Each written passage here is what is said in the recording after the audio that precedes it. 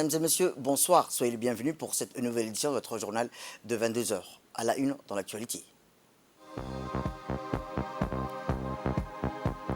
À la une dans l'actualité nationale, une délégation ministérielle a participé aux obsèques de feu Khadija Mohamed Diriye en Somalie.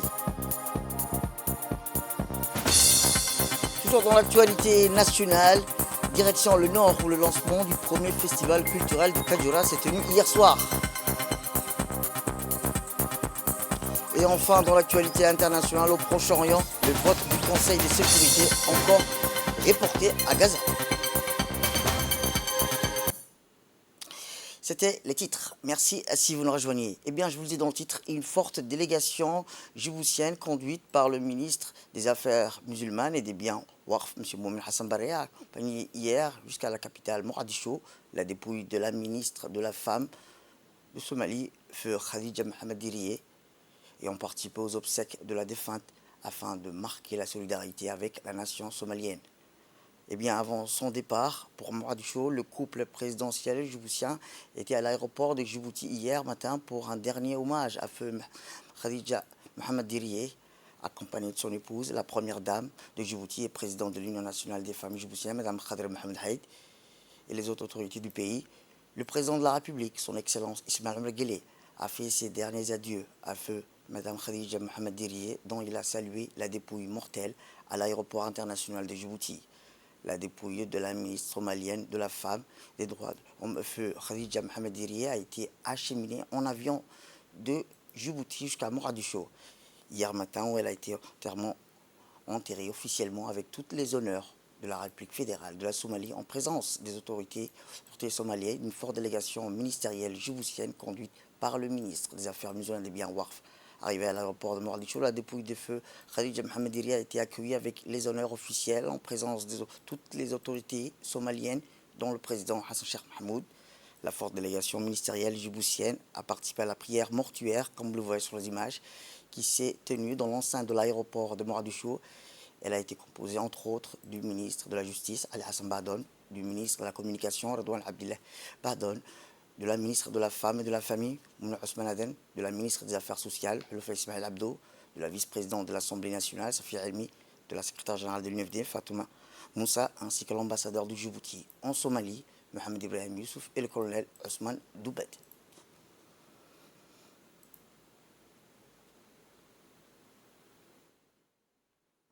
La triste nouvelle du décès de la ministre de la Femme et des droits de l'homme, Khadija Mohamed Diriye, a profondément ému la nation somalienne et djiboutienne. À Mogadiscio, la communauté, en signe d'affection et de respect envers la défunte ministre, a rendu hommage à feu Khadija Mohamed Diriye.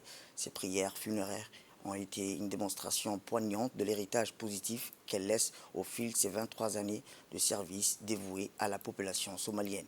Les funérailles ont eu lieu à Mogadiscio, où tout le monde a pu rendre et prendre hommage à Khadija Mohamed Diriye. Direction l'Éthiopie, où le président de l'Assemblée nationale, M. Dileta Mohamed Dileta, est en mission de travail à Addis Abeba et a été accueilli par le président de la Chambre des représentants des peuples de la République démocratique et fédérale d'Éthiopie, Tages Shafo. Dileta, qui a insisté sur l'amitié djibouto-éthiopienne, le président de l'Assemblée, est à la tête d'une délégation parlementaire composée de Omar Adan Saïd, qui est aussi président du groupe d'amitié djibouto-éthiopienne, Ali Abdi Farah, Aïcha Mohamed Abdallah, Salah Ali Armaki, Idriss Ahmed Arre, et de l'ambassadeur de Djibouti en Éthiopie, Abdi Mahmoud Haïbé. Après l'accueil, une tête-à-tête, le président de l'Assemblée nationale s'est exprimé depuis l'hémicycle de l'Assemblée nationale et devant la représentation réunie pour l'événement. Et du coup, le président de l'Assemblée nationale, M. Dileta Mohamed Dileta, a tenu un discours en rappelant les nombreux et magnifiques projets structurants que nous avons déjà réalisés sont la preuve vivante du dynamisme de notre coopération bilatérale, a déclaré le président de l'Assemblée nationale, M. Dileta Mohamed Dileta. L'intégration régionale doit rimer avant tout avec des meilleures routes et une sécurité routière encore améliorée, des formalités plus légères pour circuler entre les pays, pour faciliter la libre circulation des personnes et des biens. Plus loin, le président de l'Assemblée nationale, M. Dileta Mohamed Dileta, a indiqué que Djibouti et l'Éthiopie sont déjà l'un pour l'autre le principal partenaire commercial dans une relation équilibrée. Ils sont l'un pour l'autre le premier investisseur. Djibouti est aujourd'hui le pays dont l'économie est le plus ouverte de la région, a déclaré le président de l'Assemblée nationale. La relation exceptionnelle entre l'Éthiopie et Djibouti se fonde sur une vision commune du monde, une même foi dans une communauté de valeurs. Bien sûr, nos intérêts ne sont pas toujours identiques, mais ceci ne nous empêche pas d'avancer ensemble dans le respect de l'autre. Cette entreprise est l'aboutissement d'un long effort commun, d'un dialogue permanent, dans une même convergence de vues entre nos exécutifs respectifs, a déclaré le président de l'Assemblée nationale, M. Dileta Mohamed Dileta.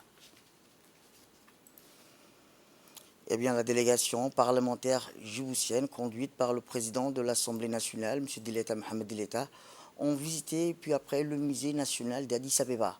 La délégation parlementaire, accompagnée par notre ambassadeur d'Addis Abeba, ont eu l'opportunité de plonger au cœur de l'héritage éthiopien. Ils l'ont immergé dans une expérience riche, explorant des artefacts fascinants qui racontent l'histoire millénaire de l'Éthiopie. Parmi les trésors exposés, la collection d'objets anciens, témoins de l'antique civilisation éthiopienne, qui a captivé l'attention de la délégation parlementaire. Le président de l'Assemblée nationale a exprimé sa gratitude envers cette expérience immersive, soulignant l'importance de préserver et de partager ce patrimoine culturel d'une valeur inestimable.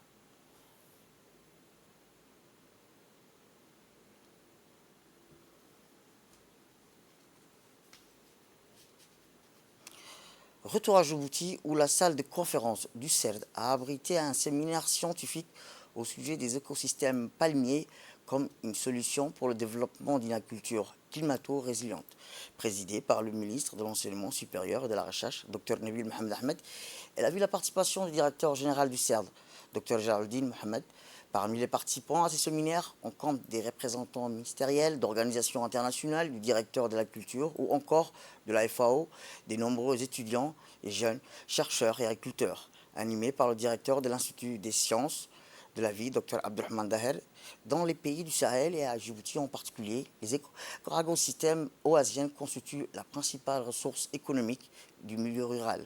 Cependant, les exploitations agricoles sont de plus en plus fragilisées par les aléas climatiques extrêmes et la pression anthropique.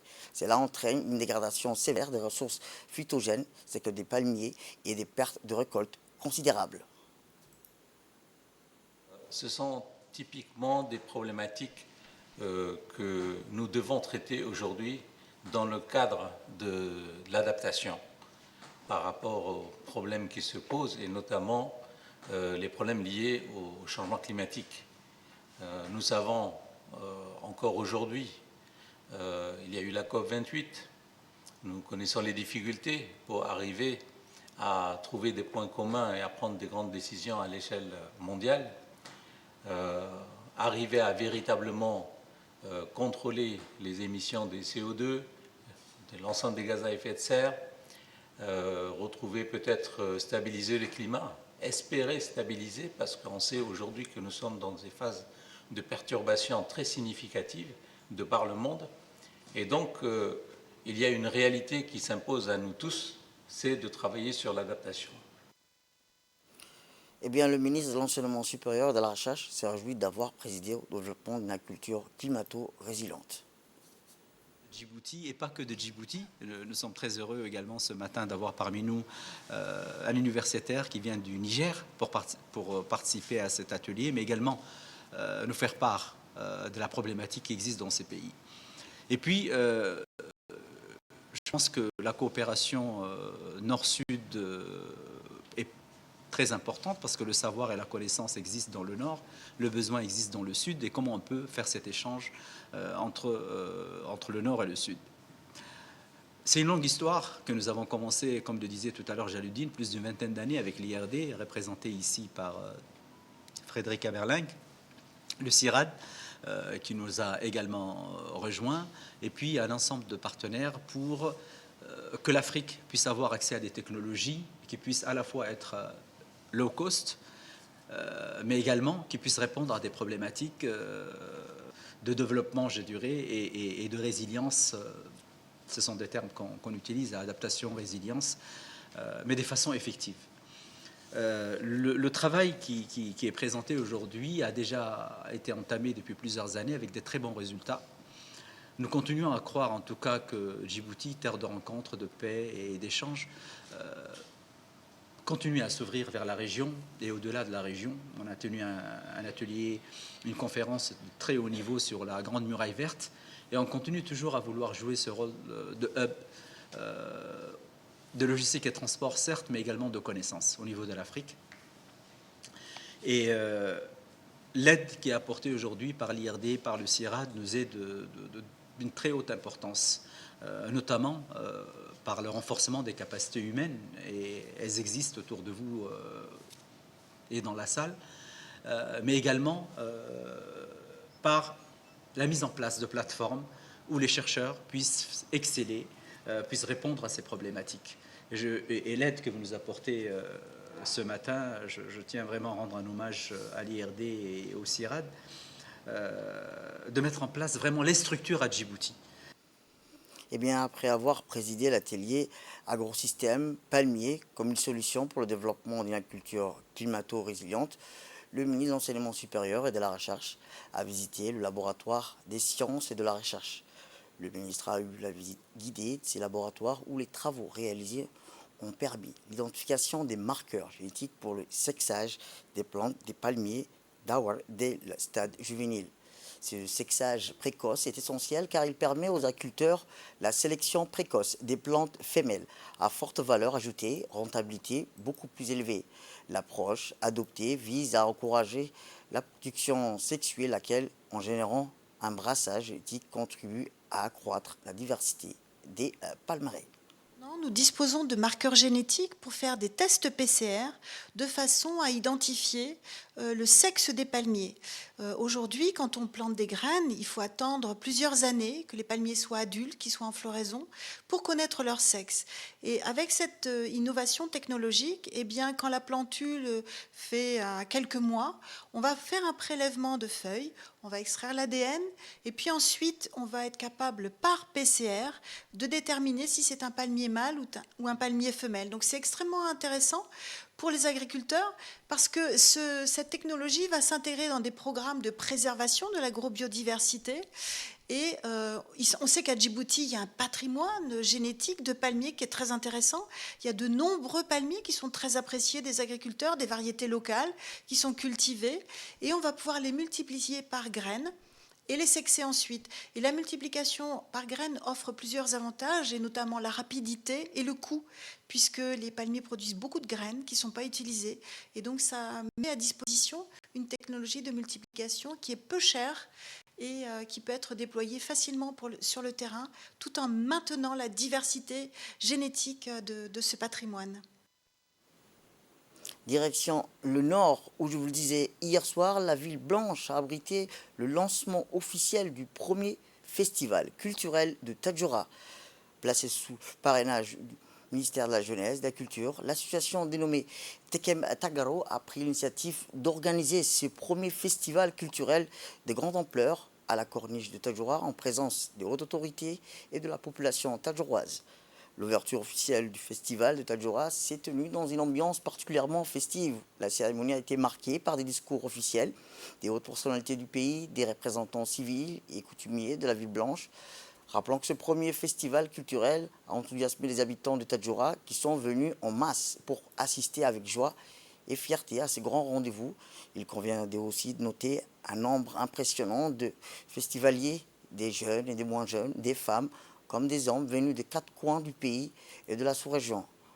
Outre la ministre de la Jeunesse et de la Culture, Dr Hibo Moumin Assoué, sous le parrainage duquel ce festival culturel s'est déroulé. Ce festival a-t-il lieu de préciser la participation des hautes personnalités, notamment le ministre de la Décentralisation, Qassim Haroun, le ministre de la Défense et natif de la région, Hassan Omar Mohamed, le ministre de l'Intérieur, Saïd Nouh, leurs collègues de l'environnement, Mohamed Abdelkader Moussa Halem, ainsi que des représentants diplomatiques accrédités en République de Djibouti, sans oublier de mentionner la présence du chef de corps de la garde-côte, le colonel Waïs Omar Bokoré, et des responsables de l'association Tekem Tagaro, initiatrice d'événements culturels riches en couleurs.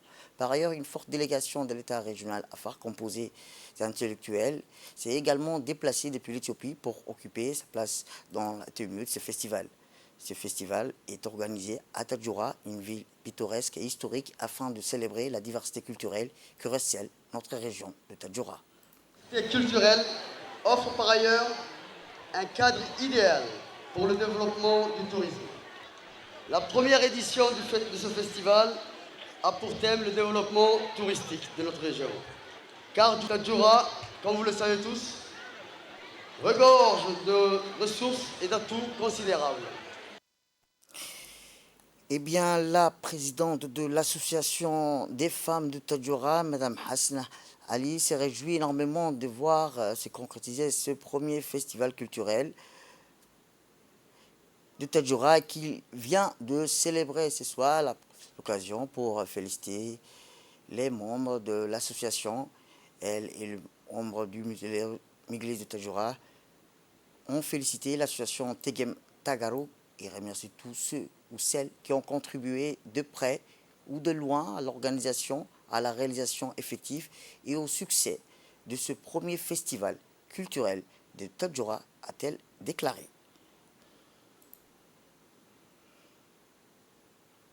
Eh bien, écoutons à présent le ministre de la Défense, Hassan Omar Mohamed, lors de ce premier festival culturel de Tadjoura.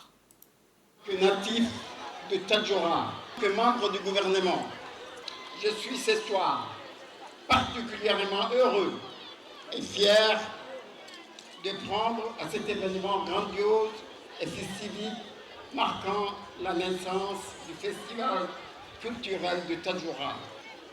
En parlant de la culture, permettez-moi, mesdames et messieurs, de rendre hommage au président de la République, son Excellence, Al-Hajj Ismail Omar Guelleh, pour son engagement sans faille et son implication réelle pour le développement de la culture.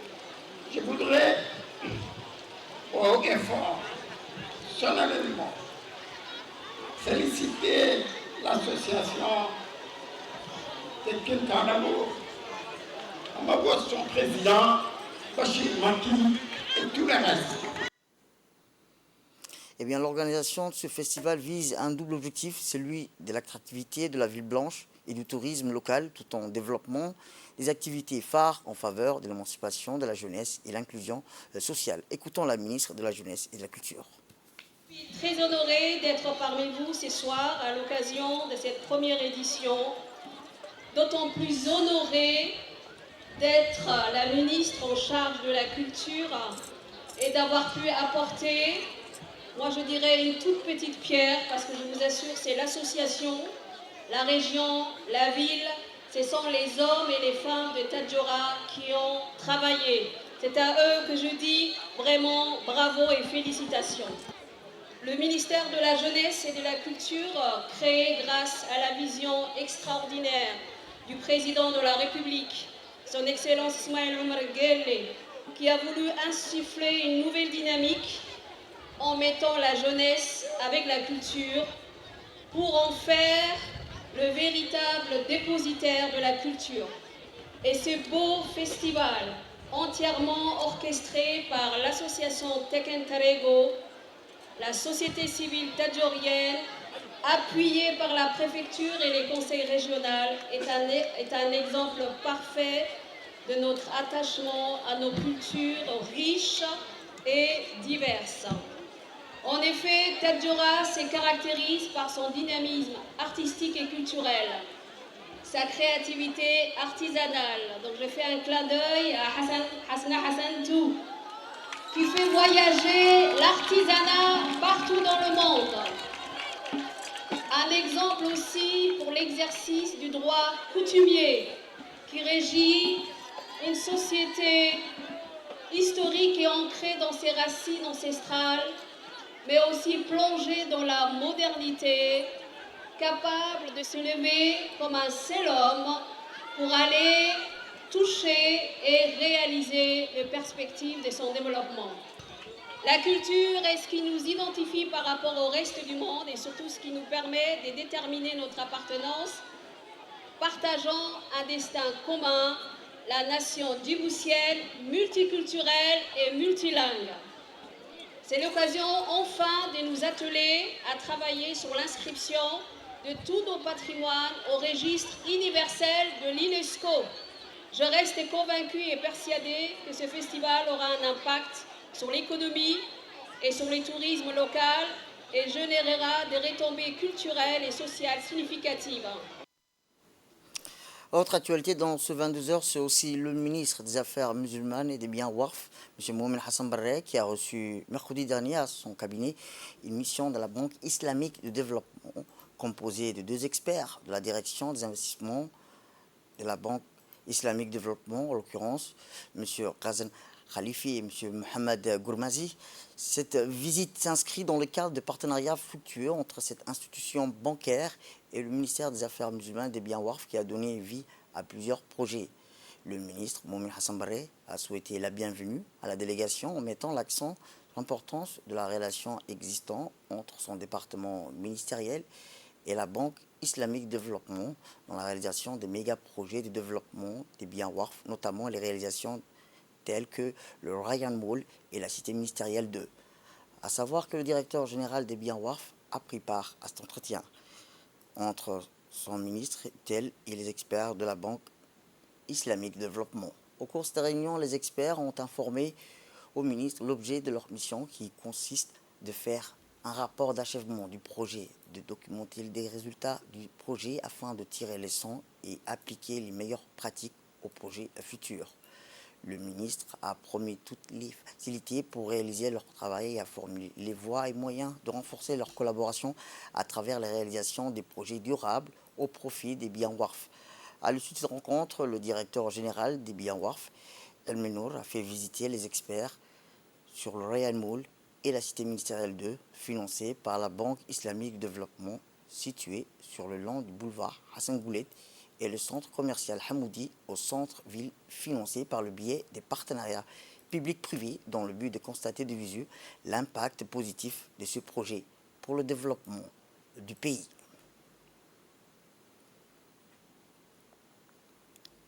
Santé à présent, où le ministère de la Santé, en collaboration avec des partenaires techniques et financiers, a entrepris des activités d'envergure de fort impact pour rapprocher les services de vaccination à la population durant les 2 dernières années écoulées.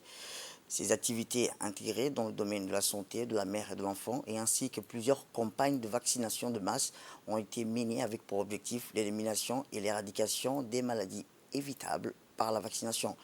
C'est dans cette optique que le secrétaire général du ministère de la Santé, Mohamed Ali Mohamed, a présidé un atelier de restitution des données de l'enquête visant à évaluer la performance et la couverture vaccinale des structures de santé de Djibouti et des régions de l'intérieur. Ainsi ont assisté à cette rencontre le représentant adjoint de l'OMS, les experts techniques de l'UNICEF et de l'OMS, ainsi que des hauts cadres du département du ministère de la Santé. Ainsi, pour le suivi de certains indicateurs de performance, avec le concours technique et financier de l'OMS, Djibouti a mis en œuvre du 14 au 16 décembre dernier une enquête qui a approché Idouane de collecte, de traitement, d'analyse des données. Le secrétaire général du ministère de la Santé, Mohamed Ali Mohamed, a dans son intervention d'abord remercié toutes les personnes qui ont contribué de près ou de loin à la réalisation de cette enquête et spécialement les enquêteurs indépendants. Il a notamment indiqué que ces données permettront dans le futur de mieux cibler les interventions. Enfin, le résultat de cette évaluation a montré que la majorité des enfants sur l'ensemble du territoire sont vaccinés, mais il a également montré qu'il existe des secteurs où nous devons fournir plus d'efforts pour améliorer la couverture, a-t-il indiqué le secrétaire général du ministère de la Santé. Les recommandations seront formulées pour mettre en place une bonne stratégie pour renforcer la couverture vaccinale. Et bien, concernant l'émission phare de la radio-télévision de Djibouti, intitulée JIP Talent, se poursuit sans relâche. Hier soir, 8 candidats mixtes étaient en compétition pour la sélection de 2 voix exceptionnelles. Dans le cadre de la 2e phase, cette télé-réalité captivante suivie avec passion par le public de la capitale, des régions de l'intérieur et de la diaspora djiboutienne via la chaîne 4 et nos réseaux sociaux. Après une sélection ardue, les 8 candidats représentant la capitale et 5 régions de l'intérieur ont été départagés par jury et le vote du public par SMS au numéro 34 920. L'huissier Abdelmalik et le président du jury, l'artiste Adelous, ont supervisé cette sélection comme à l'accoutumée. Lors de cette 6e soirée de sélection, 2 voix remarquables ont été choisies. Il s'agit de Degen Hussein Bouh, de la région d'Arta et de Bouha Aramis Kamil de la région de Tadjoura. Ces résultats ont été annoncés en direct par l'huissier à la fin de la soirée, animée par Mariam Bouha Kamil et Roda Daher, découvrant ensemble l'ambiance et les moments forts de cette soirée.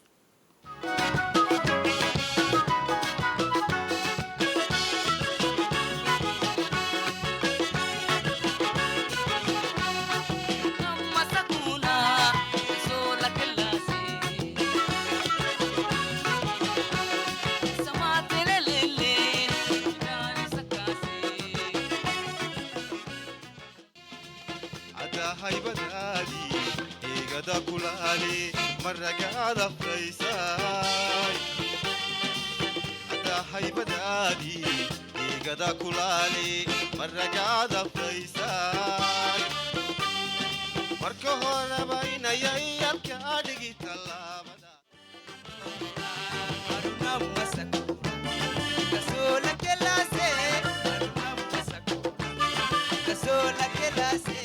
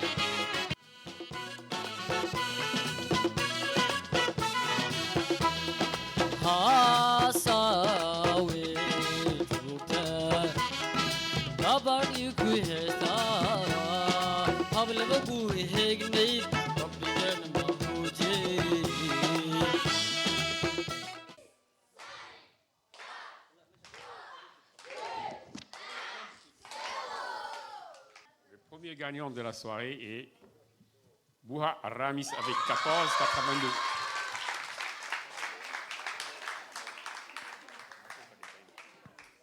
توكاناي فريا كان عندانيتي أبرا حرسيكي عفر الدلكادنا تيسي تنمي بوها عرامسكي أرحبا كني ناننم.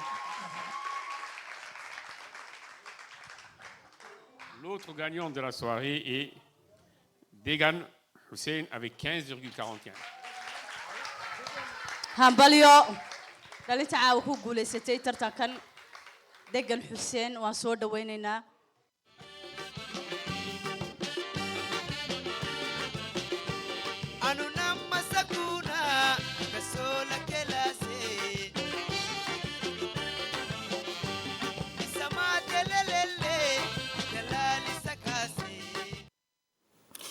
Eh bien, dans l'Or, c'est dans la région de Broc, c'est aussi avec la passion à son comble qu'un public majoritairement jeune se presse au Centre de développement communautaire, au CDC, pour suivre en grand ce concours fascinant. Ces rassemblements sont également l'occasion de tisser des liens, de partager des émotions et surtout de soutenir activement les candidats favoris. Certains foyers ont suivi l'émission depuis chez eux, tandis que d'autres, notamment de nombreux jeunes, ont préféré suivre en direct Jib Talent. L'enthousiasme et la passion de la jeunesse pour cette émission étaient palpables, notamment dans CDC, reconnus comme des espaces d'épanouissement pour les jeunes aubecois. Les spectateurs ne se contentent pas d'observer, ils deviennent acteurs même en envoyant des SMS de vote vital pour la progression de leurs candidats dans cette compétition artistique. La proximité virtuelle devient réelle quand les fans se réunissent pour pousser ensemble leurs favoris vers la victoire. Eh bien, le concours Jib Talent a produit, organisé par la radio-télévision de Djibouti en étroite collaboration avec le ministère de la Jeunesse et de la Culture, où les habitants de la capitale, dans les 3 communes, ainsi que les centres de développement communautaire et des 5 régions de l'intérieur, on suit en direct cette 6e soirée de ces finales de ce concours. On reste toujours dans le Nord où dans le cadre des festivité de la Journée internationale des migrants, l'OIM de Djibouti et les Nations Unies à Djibouti ont organisé une célébration au Centre d'orientation et d'assistance des migrants à Obok le lundi dernier. L'événement comprenait des activités artistiques, culturelles et sportives réunissant des migrants, des personnels de l'OIM, les autorités et communautés locales, dont le préfet d'Obok, Moussa Ademigeni, le vice-président du conseil régional, Ahmed Ali Cher, ainsi que le coordinateur résident des Nations Unies à Djibouti, José Barouna, et le représentant du HCR. La journée a commencé par une marche symbolique avec les participants jusqu'aux portes du centre.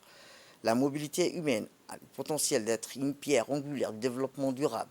Cette année, l'OIM a choisi de mettre l'accent sur l'action et les solutions. La région d'Obok se distingue comme l'une des régions du monde où le changement climatique a un impact significatif sur la mobilité humaine.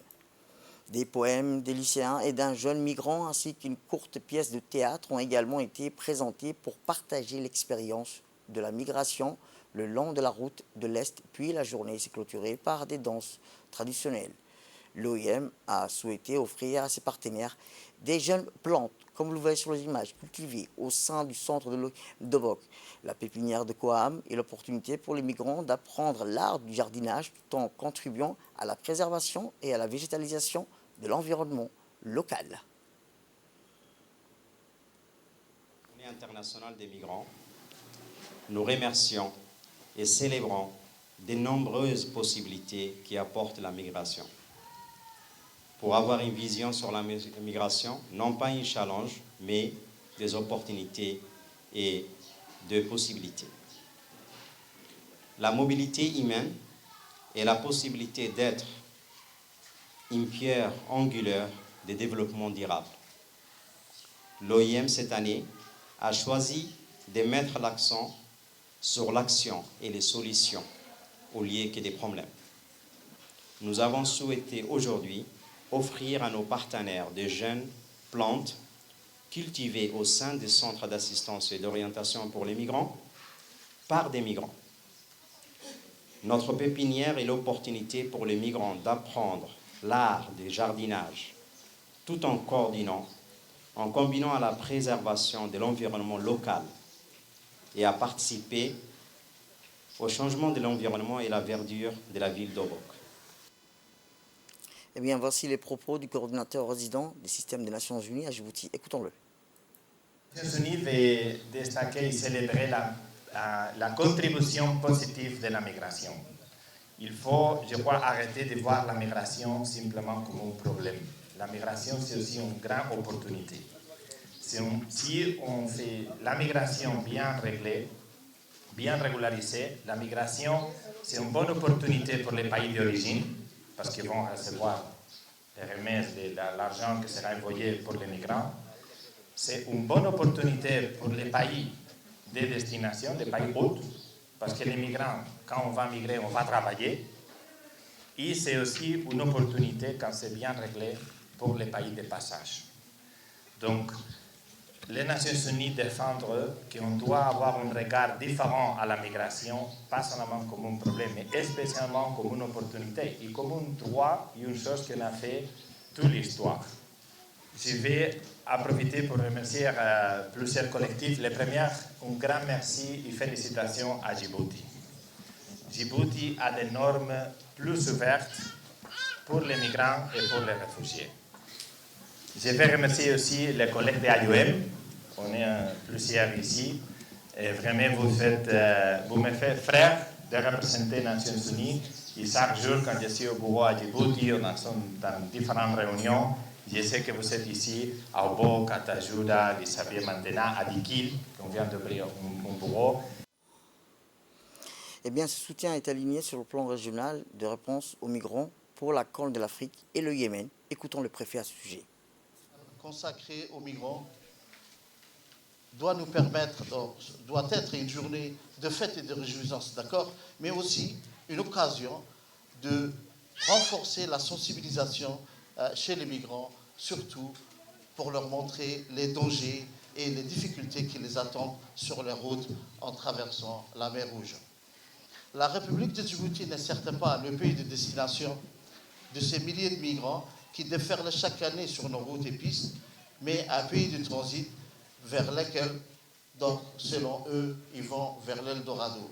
De telles journées de commémoration doivent être aussi pour nous, autres autorités du pays, représentants des nations onusiennes et autres, des journées de réflexion, de bilan et de perspective, et pour les migrants, une autre journée, une journée de fête peut-être, mais aussi une journée de sensibilisation. La République de Djibouti, avec ses ressources limitées, est déjà une terre d'accueil aux réfugiés des 4 pays limitrophes, l'Éthiopie, la Somalie, l'Érythrée et le Yémen. Face au phénomène de l'immigration irrégulière, mais il faut constater qu'il est de plus en plus difficile à notre petit pays de subvenir aux besoins de ces milliers de migrants qui se lancent chaque année sur les routes sans avoir conscience des dangers qui jonchent leurs routes. Avec la précieuse collaboration, heureusement, de l'OIM, la République de Djibouti offre aide et assistance à ces pauvres hommes, femmes et enfants partis de leur foyer à la recherche d'une vie meilleure. Mais malgré tous les moyens mis en place pour les aider, les assister, les sensibiliser, nous nous sentons parfois dépassés par cette tragédie humaine dont nous sommes confrontés tous les jours, mais ignorés par la communauté internationale qui se consacre beaucoup plus souvent sur la route de l'Ouest et celle du Nord. Je profite donc de cette journée pour lancer un appel à la communauté internationale pour nous aider à faire face à cette tragédie humaine. La République de Djibouti ne peut à elle seule subvenir à bout de cette immigration irrégulière, mais il est temps de mettre en place une collaboration et une concertation de tous les pays concernés, en l'occurrence les pays de l'IGAD. Je profite aussi de cette occasion pour féliciter tout le personnel de l'OIM, du Centre d'orientation d'Obok. Je vous dis d'abord bravo et félicitations. Du nord, on va vers le sud, où dans le cadre des préservations environnementales, du renforcement de la biodiversité, la région d'Ali-Sébié, la préfecture et le conseil régional d'Ali-Sébié, en collaboration avec l'armée BIAS, ont lancé hier matin une vaste opération de plantation d'arbres. Cette initiative, officiellement lancée par le préfet de la région, Abdulmalik Mohamed Banoïta, en présence du président du conseil régional, Sharmaki Hassan Alaleh, directeur régional du ministère de la Culture, ainsi que du colonel de l'armée BIAS. Planter un arbre est une action noble et c'est une manière de prendre part dans la protection de l'environnement. Cette campagne de plantation d'arbres vise à sensibiliser la population locale sur l'importance de la nature et de la biodiversité et à encourager une participation active de la communauté dans la préservation de leur environnement.